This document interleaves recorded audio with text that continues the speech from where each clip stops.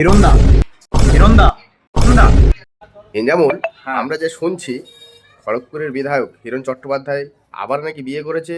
আর ওর বিয়ে যে মেয়েটাকে করেছে তার নাকি ওর হিরণের মেয়ের থেকে বয়সে মাত্র 2 বছরের ডিফারেন্স। এই নিয়ে কিছু বলো। এখন ফেসবুকে সোশ্যাল মিডিয়ায় সব জায়গাতেই এখন খুললেই একটাই ট্রেন্ডিং হিরণ চ্যাটার্জিকে নিয়ে। বিষয়টা হচ্ছে ওর প্রথম একটি স্ত্রী ছিল যার বয়স 49, তো এখন আরেকটি বিয়ে করেছে। তো ঋতিকা গিরি, যার বয়স মাত্র 21 বছর, আচ্ছা এবং তার মেয়ের বয়স হচ্ছে 19 বছর, মাত্র 2 বছরের ডিফারেন্স। তো মেয়েটি আবার 2019 সালে স্বর্ণজয়ী, কিসে, ইয়োগা, আচ্ছা ইয়োগা স্বর্ণজয়ী, এবং ল নিয়ে পড়াশোনা করেছে, আইনজীবী একজন। তো ব্যাপারটা এখানে যে বিয়েও করে মানুষ ঠিকই কথা, কিন্তু এত ডিফারেন্স যার মেয়ের বয়সের সমান, মানে আমার একটা মেয়ে যার সাথে ঘুরবে তার আমি বিয়ে করছি, আমার বয়স 49, একটা যার বিয়ে করছি তার বয়স 21। সমাজ ভালো চোখে দেখবে না। আর যেহেতু ও একটা অভিনেতা, হিরণ চ্যাটার্জি, ও সবকিছুই পারে।